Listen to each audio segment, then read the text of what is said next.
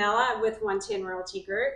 And I'm Beth Appleby with Appleby Holiday Realtors. There you go. So, what are we talking about today? Today we're doing top 10 things a buyer's agent does.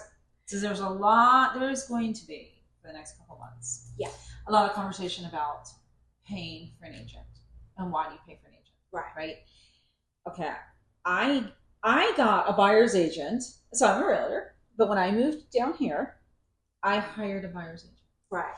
And I paid her probably not nearly enough because she had to deal with me. God love Ashley. I think I was probably one of her hardest. Oh my gosh. Can you imagine? Can you imagine? Well, yeah, no, and I work together. I appreciate agents. Yes, I know. But yeah. But why? Why did I hire an agent when I could have done it myself? Well, let's go through it. Okay.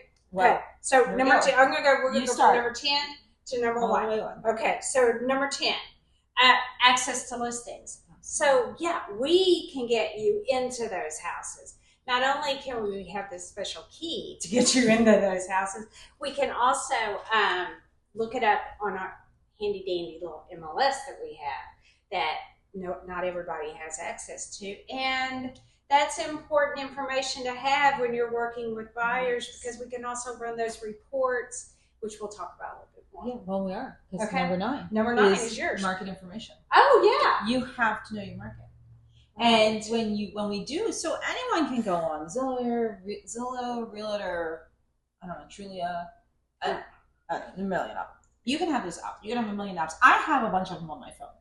They're not going to give you the information that you need, that the realtors have access to. Right. So, like, think about down here. Understanding your neighborhood, understanding your insurance and the zoning. Right. Understanding what it means to be beachfront and have dunes versus being 3 or 4 streets back and not having dunes. Or not having to worry about it. Or not having to worry about it. Yeah.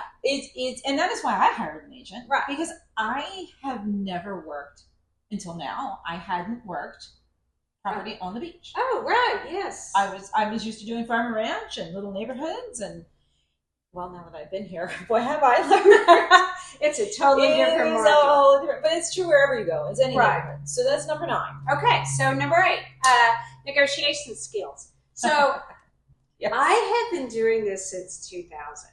How long have you been doing this? 2015. Okay, so you've had many more years than me. Okay, we don't have to talk about age here. I'm trying to work years on and age. Years and age don't go hand in hand with real estate. So we have years of experience in negotiating those contracts. There's little things in there that we know to look out for, and how we talk to those other agents and working on your behalf on getting you the best deal. Next one is, I just lost it. What is the next one? Oh, professional network. Oh, that is huge. Oh, well, just us, yeah. Right? Because you really do well when you have 2 different agents working, one with the seller, one with the buyer. Of course. Also, getting together. Like down here, a lot of the agents, we get together, we do tours of each other's houses, we talk to each other, we have lunches and breakfasts, and we get to know each other, and that really helps with the negotiation. We're a small community here. We can do it. Yeah, and really nice. we see each other at a lot of different. Events. If the agent lives here, yes, then we see each other at a lot of different events, and it's great because I could look at another agent and say, this buyer looking for something, and they said, I've got something coming. Yes. Right. Oh, or did you check out my listing app? Yes. So I know, and it works out great. Yeah, networking is really. But the other thing is, with your professional contacts are all the other people, and that's what nobody remembers. Mm-hmm. It's not just agents. You need lenders. You need title companies. You need inspectors. Oh, and having a good inspector, super important, especially here. Yes, and having a good handyman. Thank you. Did I not just send you a text the other day? Yes. Thank you for a handyman. I got it taken care of. Good. Repairmen, electricians, HVAC.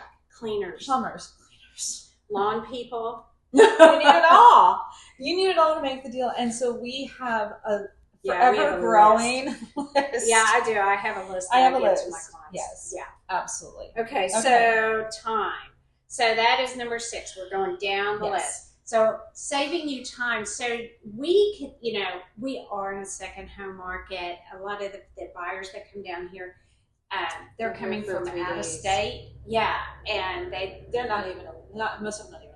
They come down and they want to get through it. Right, they want to get through it, or they want you to go preview the house before they go see it. So it's good to get that knowledge of what the buyer is looking for exactly, and then be able to go into the house and convey that and be like, I don't know if that's the right house for you. This is really checking all your boxes. Yeah, but I usually video it and send it to him. I do a lot of video and send. Yeah, it's Tim's favorite part of my job because I'll say to him, "Oh, I have a house to go to." Yeah, and he loves to drive me down the beach. So it does help that we can save the time. We save a lot of time. That's if you hire a local realtor too. And we save time because we have all those connections. Yes, and going on the tours. And then we can take the videos then and seeing the inventory. Yeah, lots of ways we save time. Yeah. Okay. Next thing is where are we? You're at number 5. Number 5. I just skipped it. Objective advice. Here's my favorite thing. I tell people all the time. I have no invested interest personally into whatever home you want to buy. I don't care. I have my own house. You have your own. You have several of your own houses. We don't need to be emotionally involved. Yeah. And so when you open the door or you're on whatever app and you send me a text going, oh my gosh, Beth, I'm so in love with this house. I need to get into it. Mm-hmm. I'm taking my phone, I'm enlarging the pictures, and I'm going, oh, I know they love that house, but I need to get in there because I see this. I see this. This looks like a problem, or this looks like a water stain. And so I am being very like, okay, these are the things that I need to look at because I'm not putting emotion into it. Right. And so I can be very objective when we go in. And we're going to go through and you're going to fall in love. And I'm glad you fell in love and it's great. And if you're in love, let's make it happen.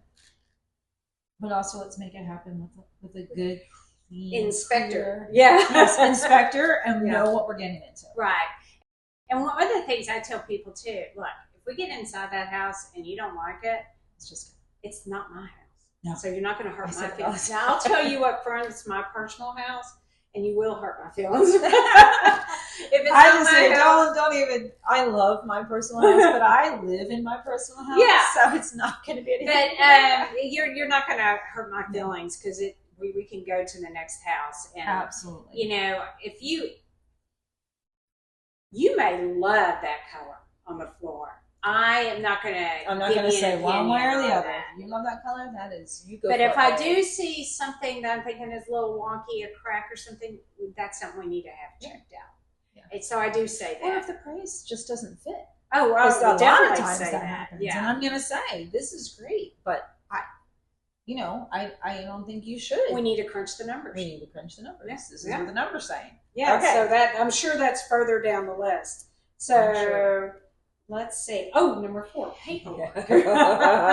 So the times. Monday. Monday. More paperwork. Yeah. We'll be calling changing paperwork. So there's 140 forms. And with the Texas Association of Realtors. And I don't think people realize that there are forms for forms. Like, what is that form for? What is that for? Well, what does that form do? So we have to know what the forms do and what those little blanks mean. And then there are forms to help you if you get through in the middle of a transaction and things aren't going the way you want it to. A lot of times it's a checkbox on a form. Yeah, it's in the contract. It's not the end of the world. Yeah. It's like, okay, we got a form for that. Let's pull that out. This is what it says. Yeah. This is how it's going to cover this. We're all good. Let's keep rocking and rolling. Right. So we have access to all those forms, and TREC promulgator forms have been promulgated by the Texas Realtor Lawyer Committee. So we're not attorneys, nor do we pretend to be one on TV. But we get those forms from either TREC or the Texas Association of Realtors, and they're the ones who tell us what to put in all those little boxes. They advise us on what to put in there. If I were a realtor right now and I just wanted to do this by myself, I would not know. Oh, right. I would not know. No, me either. Well, that's why you hire a realtor. That's why you hire a realtor. Right. Okay, so that was 4. So you're number 3. I'm number 3. Favorite. Peace of mind. Oh, there Peace it of is. mind. Let us worry. I had to say when we buy a house, until we start to get a little bit worried about something, and be like, just trust your realtor too. She's got it all in. Oh, wow. Peace of mind. Mm-hmm. Because your realtor does have it all. And 90% of the time, you think you have a worry, they've already taken care of that worry. Yeah. Because we do it all the time, Yes. every day. And we know what the next step's going to be. And when you're touring the house that you've fallen in love with, we're already making that little note of some things to make sure that the inspector finds and talks about. We're already lining up the plumber or the electrician to come out and look, because we saw that. We are not surprised when it comes up in the report. Yeah. Peace of mind. It's really... Well, because we stay up at night worrying, like we talked like about. we talked in the other episode. Yes, we and do. like While we're tell out my having clients, dinner with the family, and we're like, wait, I got to quick figure this out. I tell my clients, don't worry until I tell you to. Right. You just keep moving forward. I'll tell you when you need to start worrying if there's something to worry about. Absolutely. So that's the way it's so worth. Yeah, I hope that if you get nothing else out of this, you want that peace of mind. Yeah, true. It's too scary without it. Local interest. You know, we kind of touched on that earlier. We know all the local amenities. We know the local infrastructure. Yes. Oh my gosh. Which is different. Yes. It's very different. Right. And it took me time to learn that. Yeah. I'm still learning. Yeah. I think we're all still learning. It's every interesting. Time things change. I mean, a storm comes in, all of a sudden things change. Well, they changed like GLO will be here on Tuesday. Hopefully, we'll get a list on how to deal with our dunes. The water coming on Tuesday. Oh yeah, we have our meeting on Tuesday. Yes. Okay. The water department.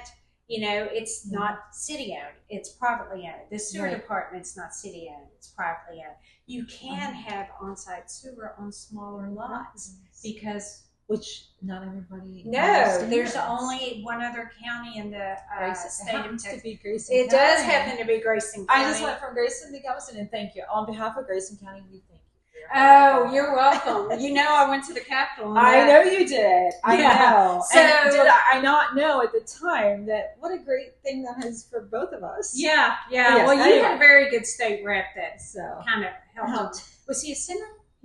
Anyway, we're getting off there. Yes. But you know, we know the different intricacies that come up being here on Bolivar Peninsula, so we can help guide you through that because it's different. It is very different. Yeah, and your trash service is different. It's not city owned. It's not on your water bill. No, I too. Yeah, there's 2. So it's just there we go. Some different things. Okay, awesome. So that was number 2. So number 1. Woohoo! Here we go. Our commitment to. Oh. Our commitment to our clients is the number one thing. Mm-hmm. We take it up as realtors. We have pledge. Yes. For 1,010,000 things. But most importantly, our commitment to our clients. Yeah. And that's so important. Our fiduciary duty. The old card. Absolutely. Yeah. Absolutely. I can't read all that. No. Okay. Obedience, loyalty. We're not going to read it all. Okay. It's a lot. Yeah. But it's okay because we are committed to making sure that when you call me, or you call back and you say, this is what I want to do. I want to sell this house. I want to buy this house. From start to finish, we are, and beyond. Yeah. Well we beyond. Do work beyond. Because we keep going. Mm-hmm. We're committed to helping you make your real estate goals come together. And that goes back to me for that fiduciary duty, that we do have that to our clients. And absolutely. We give them that our utmost commitment to get the deal done, find the house of their dreams. Yay. So thank you. So fun. Yeah. So call me. Call Beth. Call either Beth. Either of us. We're here. She's Beth Appleby. I'm Beth Terminella. And